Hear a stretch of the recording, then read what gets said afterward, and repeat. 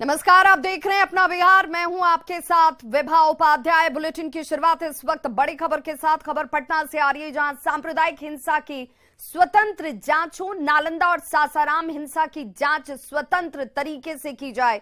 CBI या sitting जज से जांच की मांग की जा रही है। राज्यपाल से इसे लेकर बीजेपी का प्रतिनिधिमंडल मुलाकात करता नजर आया और प्रतिनिधिमंडल की तरफ से ये मांग रखी गई।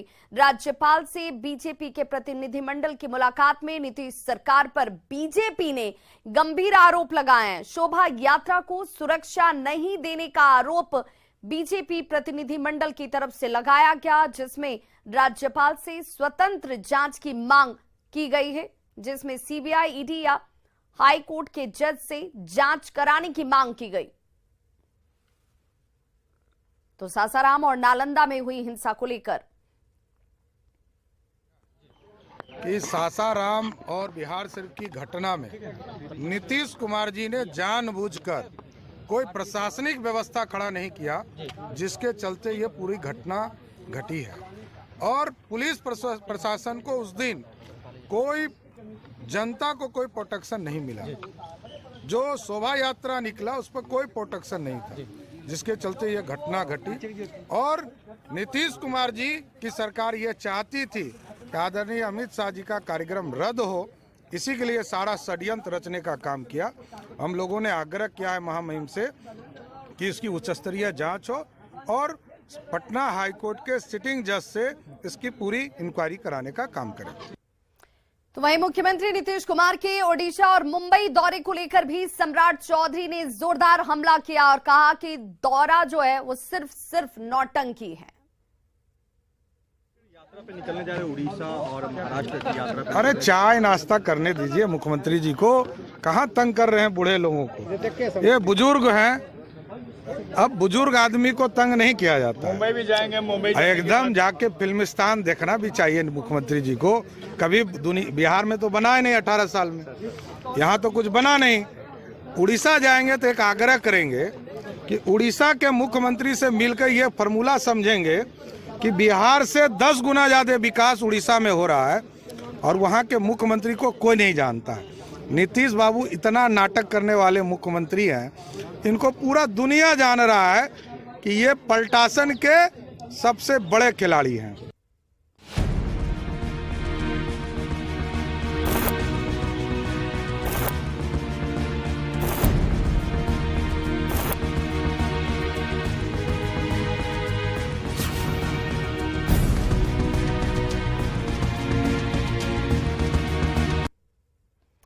तो सीएम नीतीश कुमार विपक्षी एकता की कोशिशों में लगातार जुटे हुए हैं और कल सुबह 10 बजे वो ओडिशा के लिए रवाना होने वाले हैं, जहां वो ओडिशा के सीएम नवीन पटनायक से मुलाकात करेंगे। उनके साथ जेडीयू अध्यक्ष ललन सिंह, डिप्टी सीएम तेजस्वी यादव की मौजूदगी होगी। इस मुलाकात के दौरान उनकी बात विपक्षी एकता को लेकर होगी। 11 मई को सीएम नीतीश कुमार, ललन सिंह और तेजस्वी यादव मुंबई जाएंगे, जहां उनकी मुलाकात शरद पवार और उद्धव ठाकरे से होने वाली है। और उससे पहले सीएम नीतीश कुमार ने 7 मई को उद्धव और शरद पवार से फोन पर भी बातचीत की थी। विपक्षी पार्टी केंद्र की बीजेपी सरकार पर हमलावर है। विपक्षी पार्टियों ने बीजेपी सरकार पर देश के इतिहास को बदलने, विपक्षी पार्टियों को परेशान करने, लोकतंत्र को कमजोर करने, जनता का काम नहीं करने और सिर्फ प्रचार करने का आरोप लगाया है। वैसे में नीतीश कुमार नवीन पटनायक से भी उनकी मुहिम में साथ देने के लिए बात करने वाले हैं। शरद पवार ने विपक्षी एकता के सवाल पर नीतीश कुमार की पहल का स्वागत किया है और एक न्यूनतम साझा कार्यक्रम बनाने की भी बात कही है।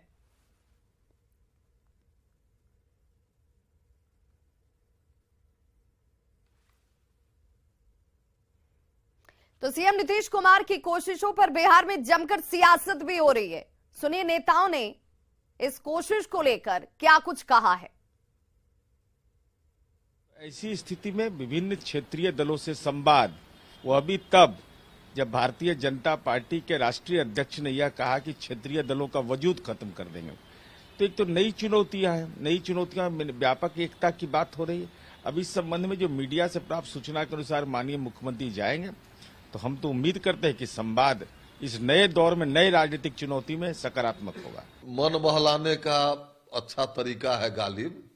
नीतीश कुमार जी विपक्षी एकता कराने चल रहे हैं और 10 तारीख को चुनाव है कर्नाटक में, तो जेडीएस और कांग्रेस को कहाँ एक करवा पाए। और नवीन पटनायक जी का कांग्रेस को एक करवा देंगे, और नवीन पटनायक जी बिहार आइए करके भाषण देंगे तो क्या अंतर पड़ जाएगा। ममता बनर्जी जदयू को कई गो सीट देगी, ये मन बहला रहे हैं, ये कसरत कुमार हो गए हैं। बिहार के जनता को जो है स्वास्थ्य, सड़क, शिक्षा, कानून व्यवस्था, इनकी चिंता न करके इस पर ध्यान नहीं जाए, इसीलिए अभी प्रधानमंत्री बनने के चक्कर में चले हैं। 24 में कोई वैकेंसी नहीं है, प्रचंड बहुमत से फिर भारतीय जनता पार्टी की सरकार बनेगी और नीतीश कुमार जी देखते रह जाएंगे। नवीन पटनायक जी समाजवादी धारा के राजनेता हैं और आज हिंदुस्तान की पूरी समाजवादी धारा कांग्रेस के साथ खड़ी है। संप्रदायवाद के खिलाफ तो शुरू से खड़ी थी। तो नवीन पटनायक जी अगर महागठबंधन का हिस्सा नहीं भी बनते हैं तो कम से कम सांप्रदायिक शक्तियों के साथ नहीं खड़े होंगे। ये ठीक है कि बहुत सारे राज्यों में जो क्षेत्रीय दल हैं उनका वहाँ कांग्रेस से ही मुकाबला रहता है, कांग्रेस के विरोधी रहते हैं, लेकिन इसके बावजूद जो प्रयास चल रहा है विपक्षी एकजुटता का, वो इसलिए रंग ला रहा है कि सभी लोग इस बात पर सहमत हैं कि आज देश को बचाने के लिए, संविधान और लोकतंत्र को बचाने के लिए 2024 में भाजपा मुक्त भारत बनाना। और इस वक्त बड़ी खबर आ रही है दिल्ली से, जहां पर पूर्व सांसद आनंद मोहन की रिहाई के मामले में सुप्रीम कोर्ट में सुनवाई हो रही थी और आनंद मोहन की रिहाई के इसी मामले में बिहार सरकार और आनंद मोहन को सुप्रीम कोर्ट ने नोटिस दिया है। ये बड़ी खबर इस वक्त, आनंद मोहन की रिहाई के मामले में सुप्रीम कोर्ट में सुनवाई के तहत बिहार सरकार और आनंद मोहन को सुप्रीम कोर्ट ने नोटिस जारी किया है। आपको बताते चलें कि जी कृष्णैया की पत्नी की याचिका पर सुप्रीम कोर्ट में सुनवाई हुई और इसी मामले में अब ये नोटिस दिया गया है। बिहार सरकार ने नियम में बदलाव कर 27 बंदियों को छोड़ा है, जिसे डीएम जी कृष्णैया हत्याकांड में आनंद मोहन सजा काट रहे थे, लेकिन कानून में तब्दीली की गई, नियम में तब्दीली की गई। 1994 का मामला, जब उग्र भीड़ ने जी कृष्णैया के ऊपर हमला किया और उनकी हत्या कर दी, इसी मामले को लेकर उनकी पत्नी सुप्रीम कोर्ट गई, जहां पर सुप्रीम कोर्ट ने नोटिस जारी कर दिया है बिहार सरकार को और आनंद मोहन को। आनंद मोहन की रिहाई के मामले में सुप्रीम कोर्ट ने यह नोटिस जैसे ही जारी किया, एक बार फिर से परेशानी खड़ी होती हुई बिहार सरकार के भी और आनंद मोहन के भी। जी कृष्णैया की पत्नी की याचिका पर सुप्रीम कोर्ट की तरफ से यह नोटिस जारी किया गया है। और हमारे साथ इस वक्त दिल्ली संवाददाता सुशील पांडे सीधे जुड़ चुके हैं। सुशील, क्या कहा है सुप्रीम कोर्ट ने और जिस नोटिस का जिक्र किया जा रहा है, कितनी परेशानी बिहार सरकार और आनंद मोहन के लिए यह नोटिस जारी कर सकता है? जी देखिए, साफ तौर से आनंद मोहन की रिहाई को लेकर फिलहाल सुप्रीम कोर्ट ने जो इसमें मृतक आईएएस थे जिनकी हत्या के आरोप में फिलहाल आनंद मोहन सजा याफ्ता थे, उम्र कैद में उनको सजा मिली थी, उनकी रिहाई को लेकर फिलहाल सुप्रीम कोर्ट ने उस याचिका पर परीक्षण करने के लिए अपने आप को तैयार और इस पूरे मामले पर उसको बिहार सरकार को, केंद्र सरकार को नोटिस जारी किया है। सबसे महत्वपूर्ण बात इस मामले में यह है कि उमा कृष्णैया की तरफ से बिहार सरकार के उस नोटिफिकेशन को चुनौती दी गई थी जिसमें बिहार सरकार ने हाल ही में अमेंड करके कुछ 19 कैदियों को रिहा किया था, जिसमें फिलहाल बाहुबली जो सांसद हैं उनका नाम भी था, आनंद मोहन का। हालांकि साफ तौर से जो याचिका दाखिल की गई उसमें यह कहा गया कि बिहार सरकार ने राजनीतिक प्रभाव की वजह से इस पूरे नियम में बदलाव किया और ये संविधान के मूल अधिकारों के खिलाफ है और इसीलिए फिलहाल सुप्रीम कोर्ट बिहार सरकार के इस फैसले की परीक्षण के लिए तैयार हुआ है। ऐसे में सुप्रीम कोर्ट ने फिलहाल बिहार सरकार को, केंद्र सरकार को नोटिस जारी किया है। बिहार सरकार से आनंद मोहन की रिहाई से संबंधित तमाम जो दस्तावेज हैं उसको रिकॉर्ड पर लेने के लिए कहा है कि जब भी इस पूरे मामले पर दोबारा सुनवाई होगी, बिहार सरकार को एक डिटेल एफिडेविट के साथ कोर्ट में पेश होना होगा और यह बताना होगा कि बिहार सरकार की तरफ से आनंद मोहन की रिहाई को लेकर जो फैसला लिया गया उसके पीछे की वजह क्या थी, क्या नियमों के आधार पर वो फैसला लिया गया या नहीं लिया गया। उमा कृष्णैया जो फिलहाल मृतक आईएएस की पत्नी हैं, उनकी तरफ से पेश वकील सिद्धार्थ लूथरा की तरफ से कोर्ट में यह कहा गया कि जब उनके उनके पति की हत्या कर दी थी, उसके बाद से उनकी पत्नी फिलहाल बिहार नहीं गई। तो इस पूरे मामले में कहीं ना कहीं सुप्रीम कोर्ट को काफी गंभीरता से कदम उठाने की आवश्यकता है। बहरहाल सुप्रीम कोर्ट ने कहा कि जब इस पूरे मामले पर अब अगली सुनवाई की जाएगी तो वो देखेंगे कि इस पूरे मामले में लूप होल्स कहां हैं। बहरहाल अभी इस पूरे मामले पर फिलहाल सुप्रीम कोर्ट उमा कृष्णैया की याचिका पर सुनवाई के लिए तैयार हो गया है। सुप्रीम कोर्ट ने इस मामले में बिहार सरकार को नोटिस जारी कर जवाब तलब किया है। ऐसे में यह भी देखना बेहद अहम होगा कि जब इस पूरे मामले पर सुनवाई 2 हफ्ते के बाद होगी तो बिहार सरकार ऑन रिकॉर्ड सुप्रीम कोर्ट में क्या कुछ अहम बातें कहती है। जी बहुत बहुत शुक्रिया सुशील इस तमाम जानकारी के लिए। तो बिल्कुल 2 हफ्ते का वक्त दिया गया है, जवाब रखने को कहा गया इसी नोटिस के तहत कि आखिर किस ग्राउंड पर किस नियम के तहत प्रावधान किए गए, जिनमें 27 बंदियों को बाहर किया गया और आनंद मोहन उन 27 में से एक कैदी जरूर रहे। बहुत बहुत शुक्रिया। दिल्ली से बड़ी खबर जहां पर मनीष कश्यप को सुप्रीम कोर्ट की तरफ से बड़ा झटका लगा है। सुप्रीम कोर्ट से मनीष कश्यप को राहत नहीं मिली जिसकी उम्मीद वो कर रहे थे। कोर्ट का सुनवाई से सीधे तौर पर इनकार। सुप्रीम कोर्ट ने कहा कि इस पर सुनवाई नहीं हो सकती है। सुप्रीम कोर्ट ने हाई कोर्ट जाने को जरूर कहा है कि आप इस पूरे प्रकरण को लेकर इस मामले में हाई कोर्ट जरूर जा सकते हैं। पटना हाई कोर्ट और मद्रास हाई कोर्ट जाने को सुप्रीम कोर्ट की तरफ से मनीष कश्यप को जरूर कहा गया है। सुप्रीम कोर्ट से मनीष को राहत नहीं मिली और सुप्रीम कोर्ट ने सुनवाई से इनकार कर दिया। सुप्रीम कोर्ट ने राहत के लिए सिर्फ और सिर्फ अगर कोई रास्ता इस वक्त आपके पास है यानी कि मनीष कश्यप के पास है तो हाई कोर्ट जाने का। हाई कोर्ट अब संबंधित राज्य का हाई कोर्ट जिसमें बिहार में पटना हाई कोर्ट वो जा सकते हैं और सुप्रीम कोर्ट की तरफ से मिली गाइडलाइंस के और निर्देश के तौर पर वो मद्रास हाई कोर्ट का दरवाजा खटखटा सकते हैं। तो सुप्रीम कोर्ट ने कहा है कि एनएसए और दूसरी राहत की मांग को लेकर वो संबंधित अथॉरिटी में याचिका दाखिल करें, हाई कोर्ट में जाएं और वहां पर अपनी याचिका को जरूर रखें। लखीसराय में नेता प्रतिपक्ष विजय कुमार सिन्हा ने जेटू के राष्ट्रीय अध्यक्ष ललन सिंह पर जोरदार हमला किया। विजय कुमार सिन्हा ने कहा कि मुंगेर संसदीय क्षेत्र में थाने से लेकर ब्लॉक तक वैसे पार्टी पदाधिकारियों की पोस्टिंग की जा रही है जिस पर भ्रष्टाचार और प्रशासनिक अराजकता के आरोप हैं। एकजुटता कर रहे हैं, विपक्षी एकजुटता, भ्रष्टाचारियों की जामात की गोलबंदी कर रहे हैं। अरे प्रधानमंत्री तो कम से कम अपना राजकाज भी संभाल रहे हैं, देश को भी संभाल रहे हैं, पूरे देश के अंदर विकास की गति को बढ़ा रहे हैं और चुनाव प्रचार नेता है पार्टी के तो वो भी धर्म को निभा रहे हैं। लेकिन आपके लोग अभी कौन सा चुनाव प्रचार में जा रहे हैं? भ्रष्टाचारियों की जामात को जुटाकर दर्जनों हत्या, अपहरण, लूट, बलात्कार, भ्रष्टाचार चरम पर पहुंचाने के लिए क्यों मौन है?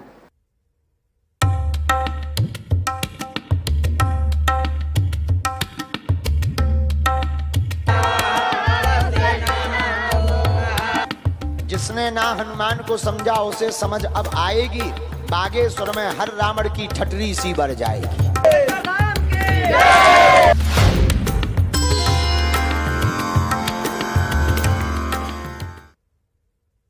तो नौबतपुर के तरेतपाली मठ के पास होने वाले बाबा बागेश्वर के कार्यक्रम में हजारों की संख्या में लोग सेवादार बनना चाहते हैं और इसे लेकर आज एक बैठक भी की गई है ताकि तरेतपाली मठ के पास दरबार में पहुंचने वाले श्रद्धालुओं को किसी तरह की कोई परेशानी न झेलनी पड़े।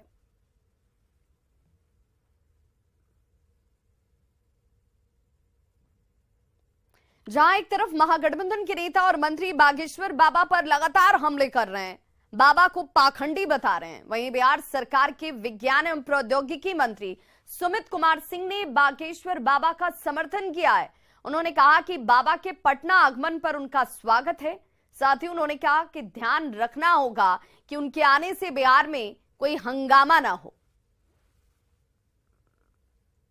आ रहे हैं, अच्छी बात है और उनके जो अनुयायी हैं वो उनका स्वागत करें, लेकिन हम ये कहना चाहते हैं कि देखिए उपद्रव कहीं नहीं है। जो जिस तरह का माहौल बनाया जा रहा है कि अगर उनके आने से तो ऐसा ना हो। मैं खुद भी कहता हूँ बाबा बागेश्वर आए, उनका स्वागत है, उनसे क्या दिक्कत है, परेशानी क्या है, और जो उनके अनुयायी हैं उनसे मिलें, शांतिपूर्वक मिलें। तो बागेश्वर बाबा पर जारी बयानबाजी के बीच अश्विनी चौबे की नीतीश सरकार को खुली चुनौती है, जिसमें उन्होंने कहा है कि इस चुनौती के साथ बिहार कांग्रेस के पूर्व अध्यक्ष मदन मोहन झा ने इस पर प्रतिक्रिया दी। क्या कुछ उन्होंने कहा है, जरा वो भी सुनिए। को अपने 9 साल का हिसाब देना चाहिए। उनके पास कोई इशू नहीं है। अगले बार जो चुनाव में जाएंगे तो क्या जनता को बताएंगे। 2 बार तो उन्होंने फरेब के माध्यम से जनता को उल्लू बना दिया। तो मैं समझता हूँ कि अब उनके पास कोई ऐसा शस्त्र नहीं है जो जनता के बीच जाकर के चुनाव में अपना पक्ष रख सके। तो अपना उल फजूल जो बात होता है, अरे भगवान को कंट्रोवर्सी में लाना चाहिए, कभी नहीं लाना चाहिए। वहीं बड़ी खबर सासाराम से आ रही है, जहां भारतीय जनता पार्टी के पूर्व विधायक जवाहर प्रसाद की जमानत याचिका को सासाराम कोर्ट ने खारिज कर दिया है। सासाराम के मुख्य न्यायिक दंडाधिकारी की अदालत ने जमानत याचिका को खारिज किया है। आपको बता दें कि 29 अप्रैल को पूर्व विधायक को गिरफ्तार कर जेल भेज दिया गया था। इस मामले में विधायक की ओर से मुख्य न्यायिक दंडाधिकारी के कोर्ट में जमानत के लिए गुहार लगाई गई थी, लेकिन आज कोर्ट ने उनकी जमानत की अर्जी को खारिज कर दिया है। वहीं इस मामले में रोहतास पुलिस ने धारा 302 भी संकलित करने के लिए कोर्ट से आवेदन किया था। उसके बाद धारा 302 को भी उसी मामले में समाहित कर लिया गया है। ऐसे में अब पूर्व विधायक की मुश्किलें और बढ़ गई हैं। आज विधायक के बेल की सुनवाई थी जवाहर प्रसाद जी का, और उनके साथ और लोगों की भी सुनवाई थी। दोनों पक्ष के लोगों की सुनवाई थी और दोनों पक्ष का बेल खारिज कर दिया गया। यह भी सूचना है कि इसमें बाद में 302 जोड़ने की बात थी, जो 302 जुट गया, इसलिए बेल खारिज कर दिया गया। वहीं बड़ी खबर पटना से, जहां दीघा स्थित गांधीनगर में 3 अपराधियों द्वारा एक परिवार को बंधक बनाकर घर में फायरिंग किए जाने का सनसनीखेज मामला सामने आया है। घर के मालिक सुबोध की हत्या की नियत से घर में घुसे अपराधियों ने ताबड़तोड़ फायरिंग की, लेकिन किसी तरह से सुबोध की जान बच गई, लेकिन उनके बाद परिवार को जरूर बंधक बना लिया गया। घटना के बाद पुलिस मौके पर पहुंची और घटनास्थल से एक खोखा बरामद किया गया है। फिलहाल पुलिस अपनी जांच में जुट गई है।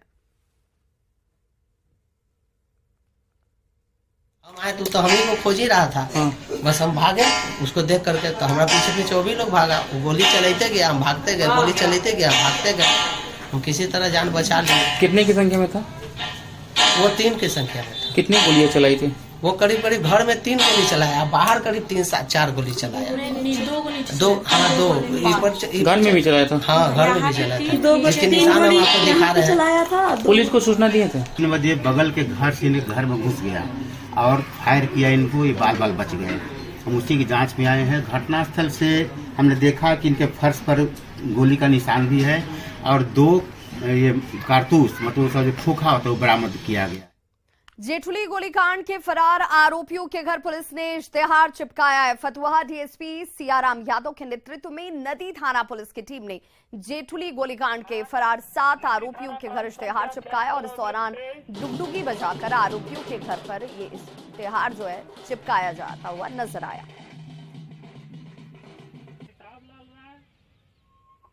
9 नामजद अभियुक्तों को गिरफ्तार किए थे।